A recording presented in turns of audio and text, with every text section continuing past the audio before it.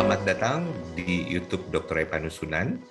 Sudah lama kita tidak bertemu dan berbicara dan berbincang-bincang untuk waktu yang cukup lama disebabkan oleh karena saya lagi sibuk dan ya, maklumlah kesibukan-kesibukan ini selalu menyita waktu, tetapi kami tetap ingin memberikan Anda semua isu-isu yang menarik, isu-isu yang sedang ada di sekitar kita. Kali ini saya akan membicarakan tentang hoax di media sosial, terutama untuk bidang kesehatan, karena kita akan berbicara tentang kesehatan.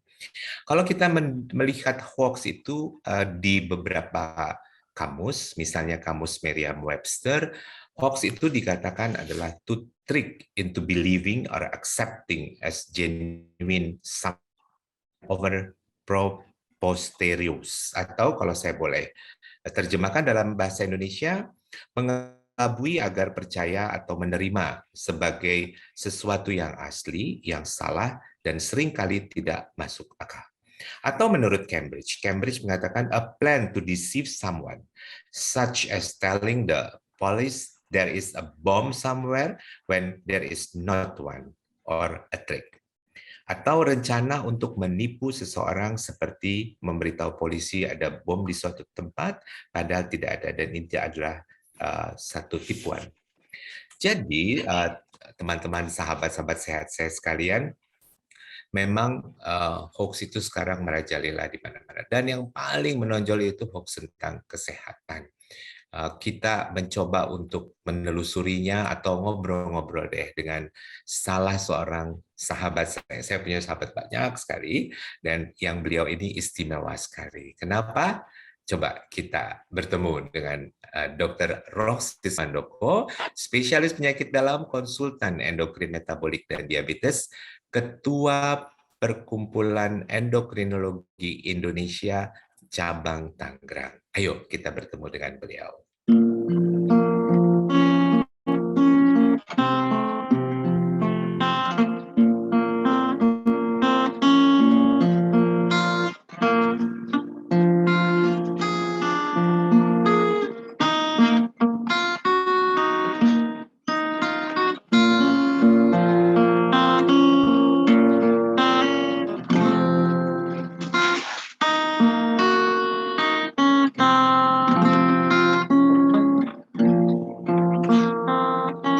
Roy, gimana Roy? Lagi asik. Baik. Ini kan kamu masih ngobrol sendirian. Ganggu aja memang nih Roy. Inilah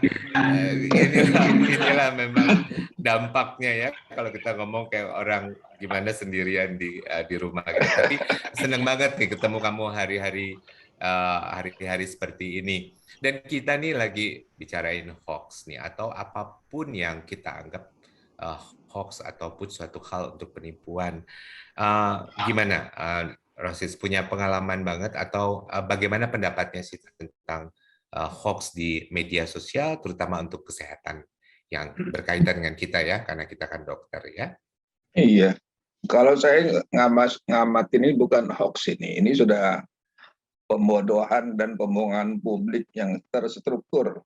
Saya sudah mengamati sejak lama bahwa iklan-iklan obat-obatan, terutama yang tradisional, sudah sangat menyesatkan dan tidak terkontrol sama sekali. Ya, bahkan kita punya Badan Pengawas Obat dan Makanan yang mentereng itu, ya.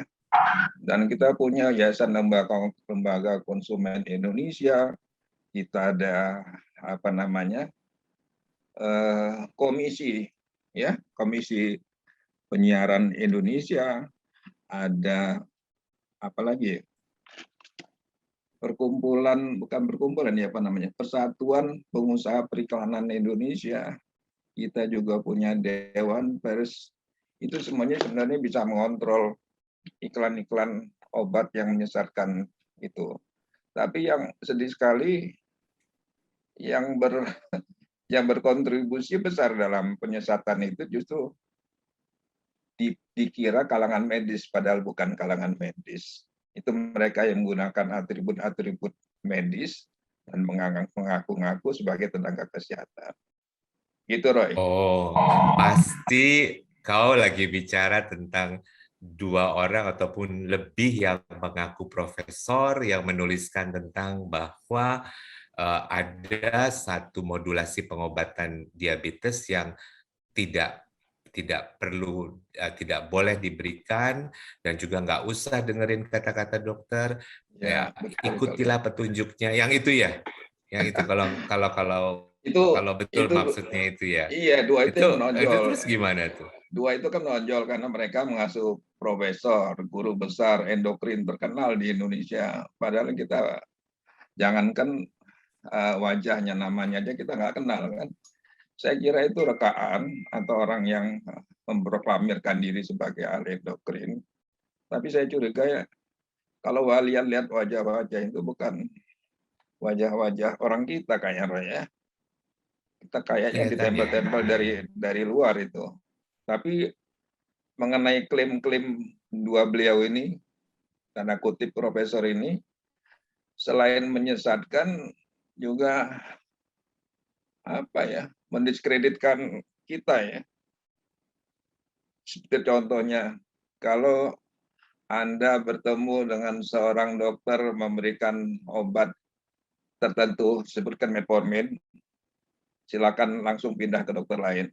Itu kan sudah apa ya, sudah sangat tendensius sekali ya kata-kata begitu Iya. ya. Apalagi yang dalam saya setback lagi dalam undang-undang periklanan itu, dalam SK Menkes tahun 38 dan 94 itu, pertama sekali ya dilarang menggunakan tenaga profesi kesehatan untuk iklan ya. Jangankan tenaga ya, setting orang aktor menggunakan baju dokter, baju lab itu nggak boleh. Itu sudah melanggar. Kemudian dilarang untuk penyakit-penyakit tertentu, Roy. Di antaranya diabetes, tidak boleh diiklankan obat tradisional mengobati penyakit diabetes. Itu jelas itu dalam undang-undang itu. Selain obat diabetes, obat TBC, poliomyelitis, tapi saya tekankan yang bidang kita aja, Roy, ya. Diabetes itu tidak boleh. Kemudian apa?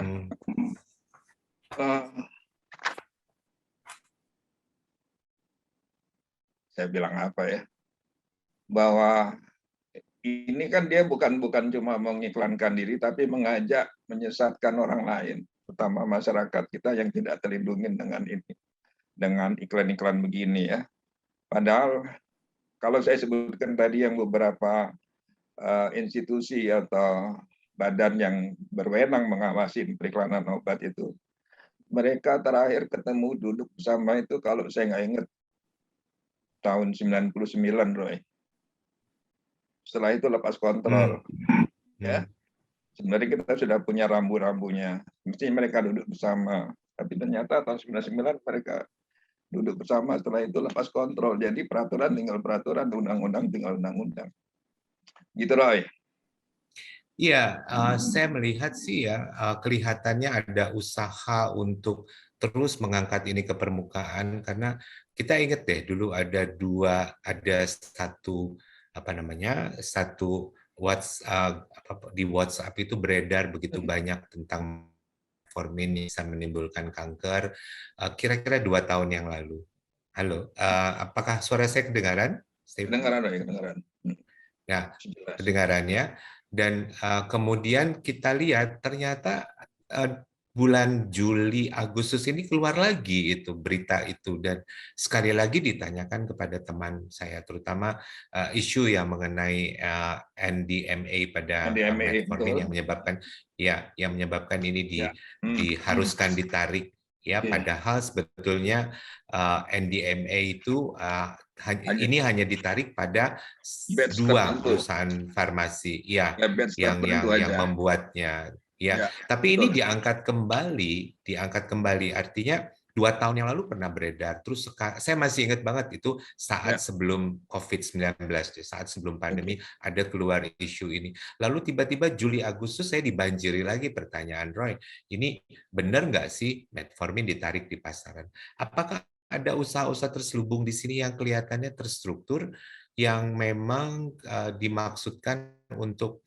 menggoyah iman ataupun menggoyah persepsi masyarakat terhadap dokter ya, karena selalu yang disalahkan dokter. Tapi uniknya mereka menggunakan istilah-istilah kedokteran yang canggih Pas, juga ya, ya ada pas, resistensi insulin, ya, ada ya, kekurangan pankreas, ada ya. itu istilah-istilah yang sering kita pakai itu. Apa betul nih ada suatu usaha terstruktur yang terus menggoyang masyarakat, yang membuat masyarakat jadi resah, akhirnya memilih ke alternatif ataupun memilih si penggoyang ini ya, karena saya lihat itu yang profesor itu juga menulis di bawahnya tentang produk dia. Ya. Jadi balik-balik lagi usaha untuk mengembalikan ini, mengembalikan dia ini kembali ke permukaan, dan ini terus struktur ini selalu dikerjakan. Gimana nih? Apa betul begitu ya?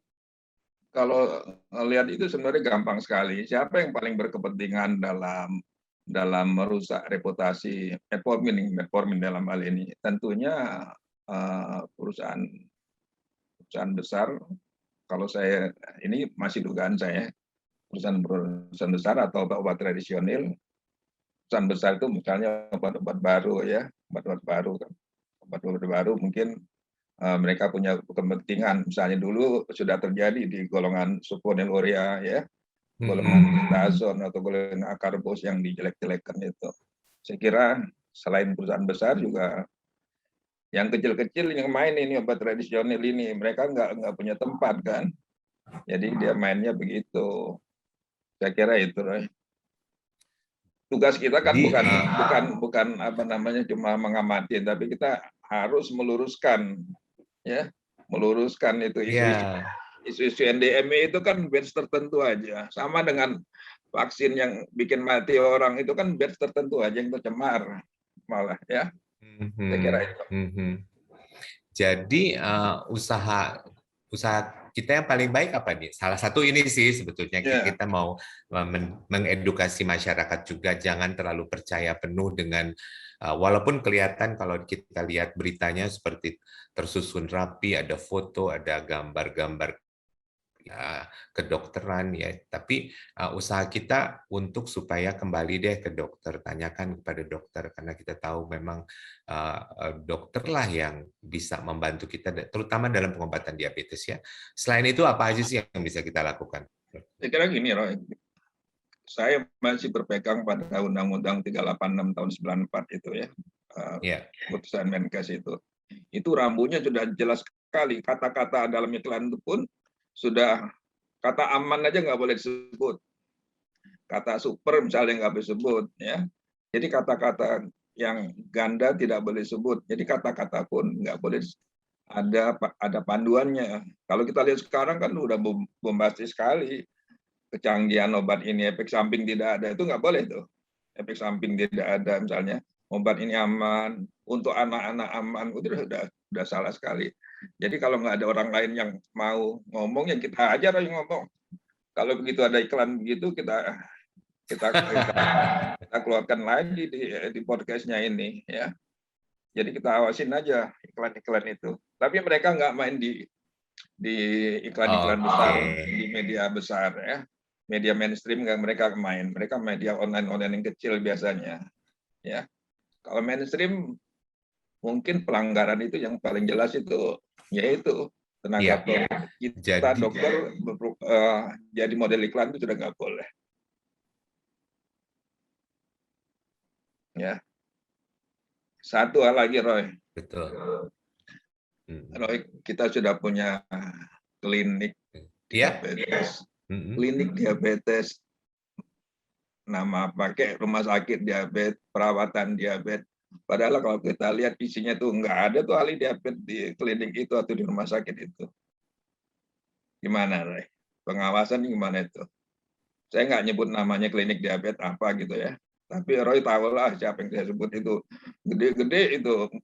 Kalau Roy lihat daftar dokter yang kerja situ nggak ada endokrin itu. Iya, ya sih kita melihat seperti itu juga. Sisi lain sih sebetulnya kita senang kalau mereka itu Ya, membantu pekerjaan kita sebagai orang yang berkecimpung ya. Tetapi saya kira kita harus juga waspada dan bijaksana dan mengajarkan kepada pasien-pasien kita ataupun siapa sahabat-sahabat sehat dari ya. YouTube Dr. Evan Usunan untuk tetap berhati-hati apakah ada usaha-usaha yang kelihatannya lebih menunjukkan tentang apa namanya komersialitas, Ya. kemudian tidak yang kami sebut dengan base evidence medicine, jadi satu pengobatan yang berdasarkan dengan bukti klinis yang Oke. sudah dibuktikan, ya, yaitu antara lain penelitian-penelitian. Jadi ya kalau ada mendapati seperti itu, saya kira ya berhati-hatilah dan coba cari mereka yang betul-betul bisa membantu kita. Nah, Ada lagi, Roy. apa itu? Sorry, saya mau ngomong, mengingatkan para sejawat, jangan bicara yang di luar kompetensi. Saya lihat Hmm, beberapa sejawat ada option loh bicara tentang diabetes di media terkenal, ya. Ada ortopedis, ya. Saya nggak usah sebut nama-namanya, mungkin Dr. Roy bisa ngawasin. Ada yang lain-lain lah pokoknya. Saya juga nggak berani lah ngomong hmm, tentang apa hematologi, misalnya onkologi, saya nggak berani pasti ya. Kita sesuai kapasitas hmm. kita, kompetensi kita aja. Tapi kalau dibiarkan begitu, nanti siapa yang ngawasin? Setuju nggak, Roy? Oh, setuju sekali. Tapi uh, uh, apa namanya? Kalau kita bandingin dengan di Amerika ya, di Amerika dengan di Amerika juga banyak yang nggak benar ya. Dengan di Indonesia, yang uniknya tuh yang di Indonesia sukanya yang mana ya? Yang uh, bukan kontroversi juga, Apa? yang ngejegleger gitu. Gimana ya bilang? Kayak kayak Roy kan Pokoknya suka, heboh gitu. kayak Roy suka bikin Pokoknya heboh, sensasional gitu ya. Eh? kayak Roy suka bikin heboh. Sekali-sekali Roy bicara tentang itu kasus-kasus ginekologi, pasti heboh deh.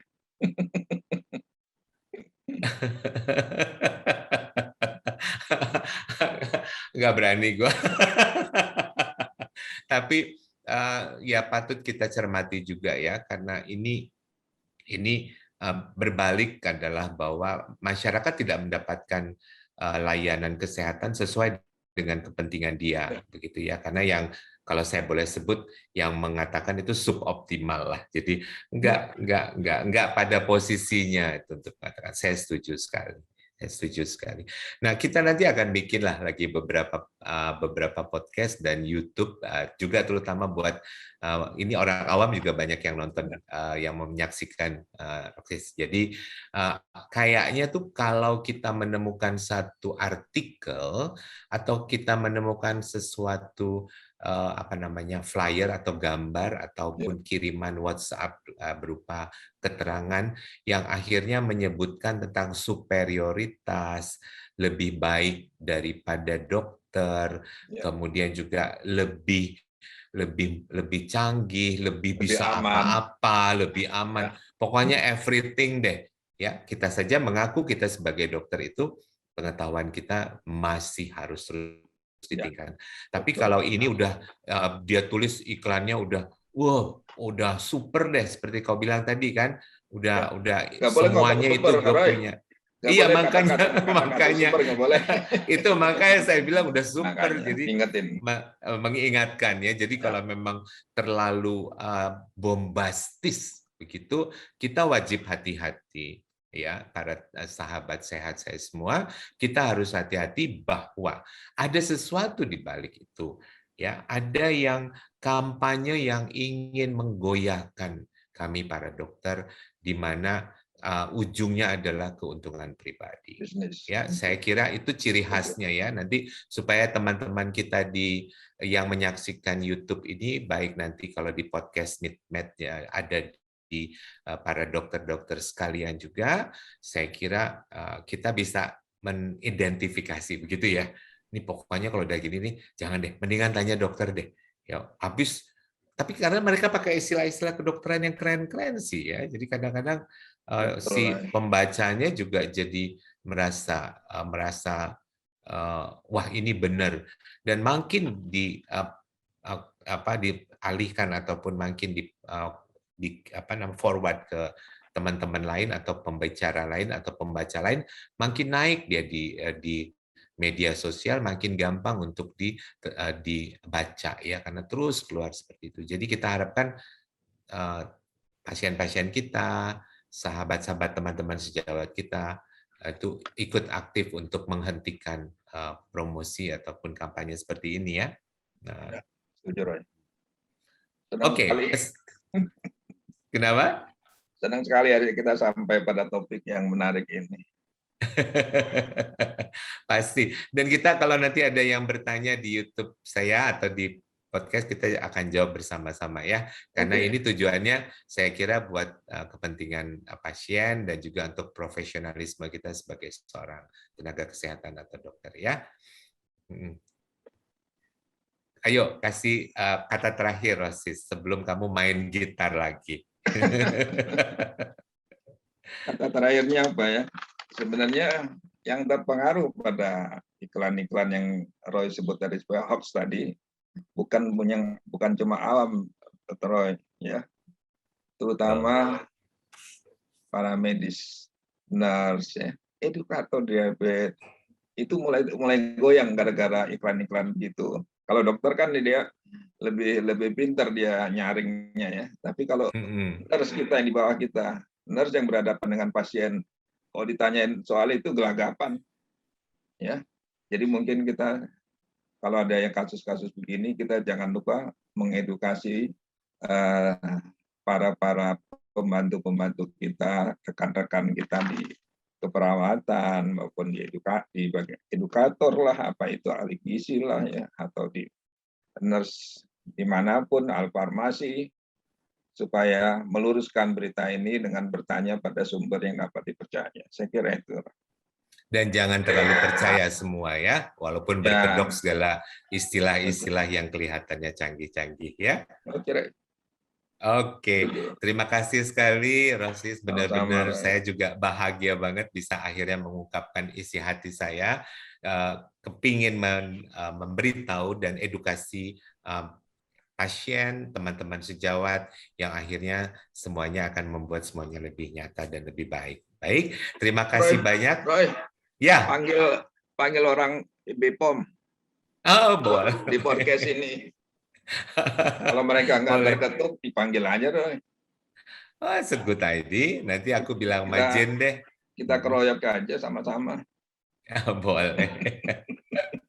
Ya, jadi mudah-mudahan ini ada serial ini. Sebetulnya saya emang ingin membuat suatu YouTube yang khusus untuk membahas tentang hoax-hoax ataupun berita-berita salah di media sosial tentang kesehatan. Jadi mudah-mudahan ini yang pertama kali kita bikin, dan selanjutnya kalau banyak sekali masukan dari para viewers kami, kita harapkan ini akan bisa berkembang dan bisa tambah mendidik